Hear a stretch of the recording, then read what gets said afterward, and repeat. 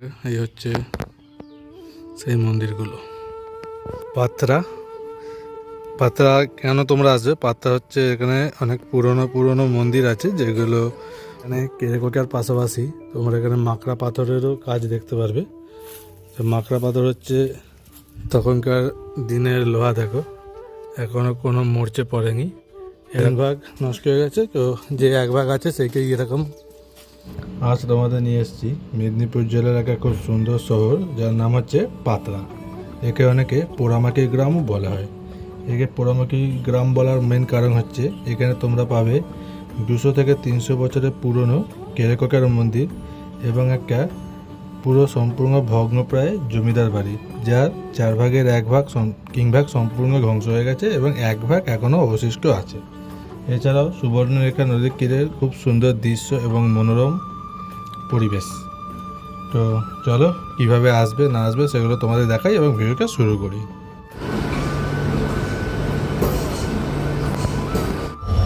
এই হচ্ছে খড়গপুর স্টেশন, আর ওই যে ওভারব্রিজটা দেখছো, ওই ওভারব্রিজটায় না গিয়ে তোমরা তারপরের যে ওভারব্রিজটা আছে এই ওভারব্রিজটায় আসতে পারো। এইখান থেকে বাস স্ট্যান্ড একদম সামনে পড়বে। ওই যে সোজা দেখতে পাচ্ছ ওইটাই হচ্ছে বাস স্ট্যান্ড। তো এটা হচ্ছে খড়গপুর বাস স্ট্যান্ড, আর এইখান থেকে এই যে অটো দেখছো, এই অটোগুলোই ধরে যেতে হবে প্রথমে মাধবপুর বা গান্ধীনগর বাস স্ট্যান্ড।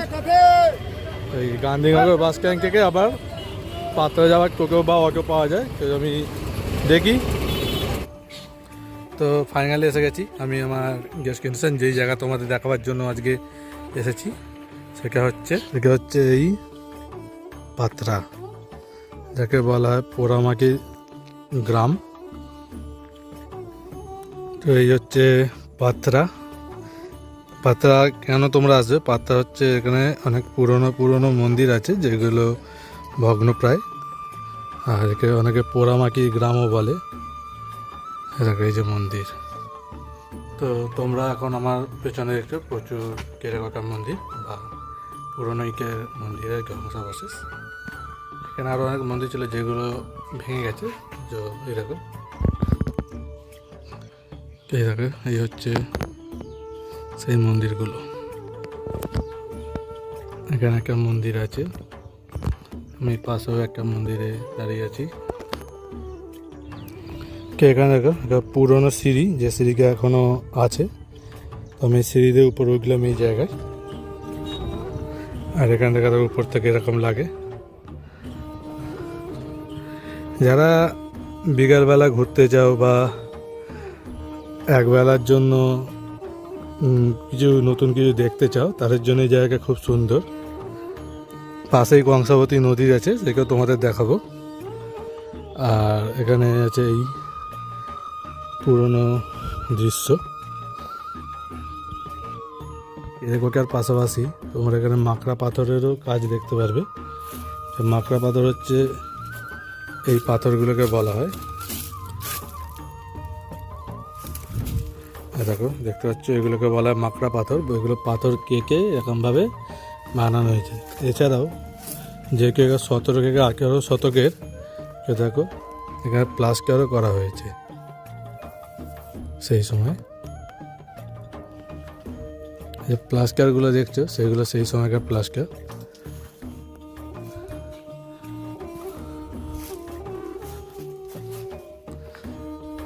তখনকার দিনের লোহা। দেখো এখনও কোনো মরচে পড়েনি, এরকমই পড়ে আছে, যথেষ্ট শক্ত।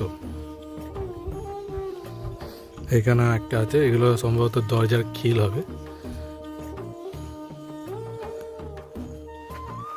এখানে বসে বসে থাকে হয়তো মানুষজন। এখানে দেখুন বসার সিট আছে।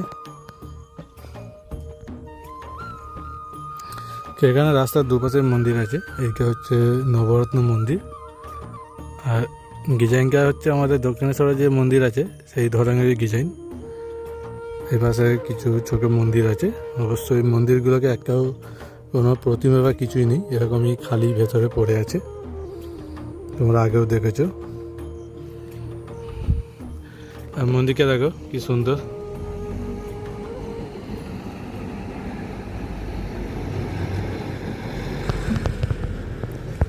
এখানে কিছু দিয়ে রেখেছে যেগুলো মন্দিরের সম্বন্ধে লেখা, তো সেগুলো তোমাদেরকে ছবি তুলে দিচ্ছি, পড়ে নেবে।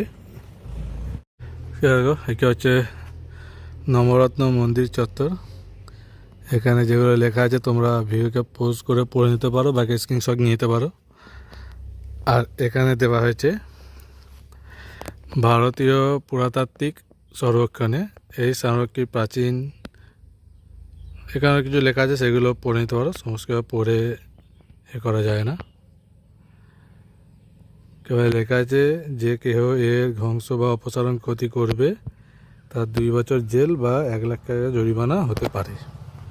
এই হচ্ছে এখানকার পুরাতাত্ত্বিক একটা আছে, প্রত্নতান্ত্রিক বা যে পুরনো আছে সেই ধরনের।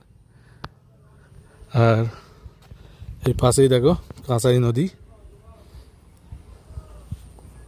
একটা রাজবাড়ি আছে সেইকেও দেখাবো। তো এই হলো পাত্রার দৃশ্য, একটা পুরনো মন্দির। এখন অনেকগুলো পুরনো মন্দির আছে, অনেক কিছু ধ্বংস হয়ে গেছে, অনেক কিছু এখনও আছে, রক্ষণাবেক্ষণ করা হচ্ছে সরকার থেকে। এই হচ্ছে ব্যাপার। তো এখন যাবো একটু কংসাবতী নদীর তীরে, এখানে প্রচুর ফুল চাষ হয়েছে, তোমাদের দেখাচ্ছি। তো এই হচ্ছে কংসাবতী নদীর পার, এখানে অনেক গাঁদা ফুল চাষ করেছে, কিছু লাউ শাক চাষ হয়েছে, অনেক কিছু চাষ হয়েছে। তার মধ্যে দেখো এটা পুরো লঙ্কা বাগান, আর গাছে লঙ্কা ভর্তি। তোমরা দেখতে পাচ্ছ কি জানি না, কিন্তু দেখতে পাচ্ছ অবশ্যই। দেখো এখানে লঙ্কা ঝুলছে, দেখেছো গাছে? হ্যাঁ। তো এই হচ্ছে কংসাবতী নদী আর নদীর তীরবর্তী স্থান। এখন নদীকে এরকম, আর ঠিক বর্ষার সময় নদী ফুলে ফেপে ওঠে। ওইখানে একটা ইকো পার্ক মতো বানানো আছে, যাকে বলা হয় পাত্রা ইকো পার্ক বা কংসাবতী ইকো পার্ক নাম। বন্ধুরা, আমি আমার অনেক ভিডিওকেই বলি যে তোমরা আমার ভিডিও কেন দেখবে, কারণ আমি নতুন নতুন জিনিস দেখাই যেগুলো সাধারণত ইউটিউবে খুব একটা কেউ দেখায়নি। তো সেই রকম জায়গায় আমি যাই, নিজে খুঁজে বার করি সেই জায়গাগুলো। এই কারণে তোমরা আমার ভিডিও দেখবে। আর ভিডিওকে সাবস্ক্রাইব করে, চ্যানেলকে সাবস্ক্রাইব করে ভিডিওকে শেয়ার করে দাও, যাতে আরও অনেকে দেখতে পায় এই সব জায়গাগুলো, যেগুলো হচ্ছে আমাদের পশ্চিমবঙ্গের, আমাদের ভারতবর্ষের ঐতিহ্য। তো এই হচ্ছে ব্যাপার। তো তোমাদের যদি একটু সাপোর্ট পাই তাহলে আমার চ্যানেলকে ধীরে ধীরে এগোবে এবং নিত্য নতুন জিনিস তোমাদের দেখাবো, যেগুলো সাধারণত কেউ দেখায় না, যেগুলো না দেখানোর অভাবে আড়ালে চলে গেছে, যেগুলো শেষ হয়ে যেতে চলেছে।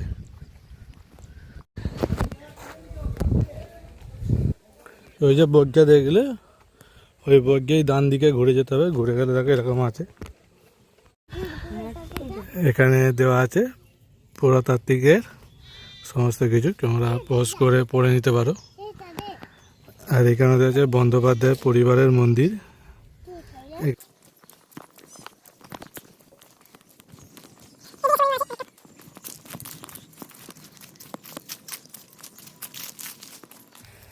शिवलिंग में कोष्ठी बात हो रहा है।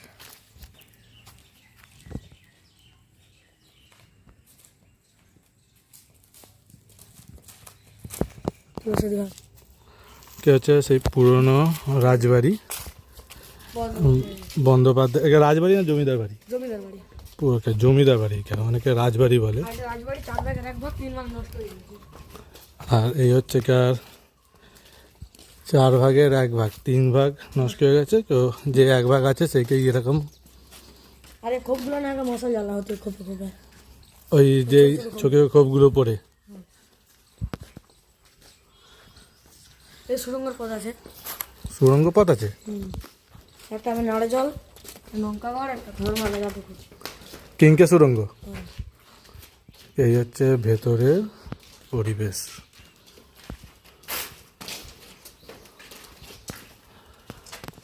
দেখো দোতলা রাজবাড়ি ছিল, 3 তলা ছিল, ওপরে কেউ ভেঙে গেছে, এখন এরকমভাবে দাঁড়িয়ে আছে। এগুলো প্রদীপ বা ওই সময় কিছু ঝাঁঝি রাখা।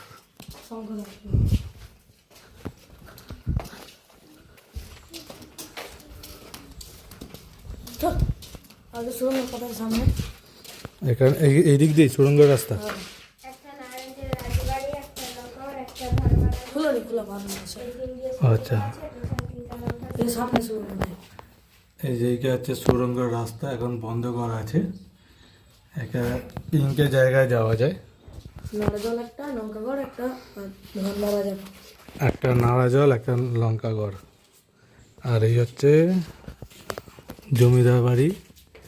আচ্ছা, এই যে লোহার গ্রিলগুলো আছে এগুলো কি তখনকার দিনের না এখনকার লাগানো? এখনকার লাগাইছে, তখনকার দিনে সব চুরি হয়ে গেছে। আচ্ছা, এটা এখন লাগানো হয়েছে। কি মানে ওইখান দিয়ে রাস্তা আছে উপরে ওখার? হ্যাঁ। ও, এটা এখনকার হলে তখন সব ক্ষয়ে পড়িয়েছে। ওইটাই তো ভাবছি। তোরা করে ব্যবহার করেছিস সুড়ঙ্গ? না আমি যাইনি। এই হচ্ছে রাজবাড়ির গল্প। এদিকে আছে, রাজমন্দ আছে। ওইখানে কোনো আছে, রাজমঞ্চ আছে। আগে রাজলীলা হাতে একটা জানতে শব্দে গাঁথা আছে। এই নিচেটা 20 পয়সার ডিজাইন, আর একটা শিবলিঙ্গ। কোথায় ছিল ওইটা? এই যে একটা শিবলিঙ্গ আছে রে। এরা জাগরণ দিয়ে ভাঙার চেষ্টা করছিল কিন্তু পারেনি। হ্যাঁ, কষ্টি পাথরের শিবলিঙ্গ আছে। একটু ভালো করে দেখাই।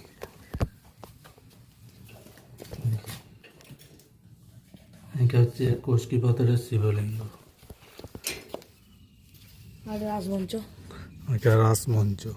এই পিসটা দেখো, এই পিসটা ভালো দেখো। এইটা হচ্ছে জমিদার বাড়ি। দেখো এখন, আগে ছিল কত বড়, এখন খালি এক ভাগই আছে। এই হচ্ছে ব্যাপার। আর এখানে অনেক কলা গাছ আছে যেগুলো জমিদার বাড়ির অংশ। এখানে এই মুহূর্তে রাজমঞ্চ ছাড়া কিছু নেই। বেশ। তো দেখলে পাতলা জমিদার বাড়ি আর ভিডিও। আর আমার পেছনে যে বাচ্চাগুলোকে দেখছো কোথায় গেল? এরা প্রচুর ছবি তুলে গেছে, ছবিগুলো ইনস্টাগ্রামে ছাড়বো, দেখবে। আর এই পেছন দিকে আছে গুগো মন্দির, এখানে চাষ হয় জমি। তাহলে এই হলো পাতলা জমিদার বাড়ির অংশ। অনেকে একে রাজবাড়ি বলে, কেউ জমিদার বাড়ি। তো আজকে আমাকে ভিডিও এখানেই শেষ করছি। ভালো লাগলে একটা লাইক করে সাবস্ক্রাইব করে দেবে।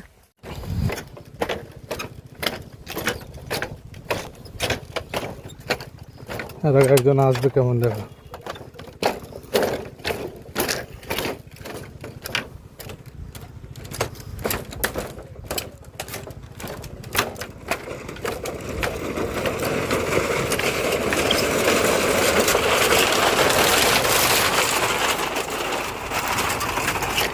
সাহস আছে, মানতে হবে।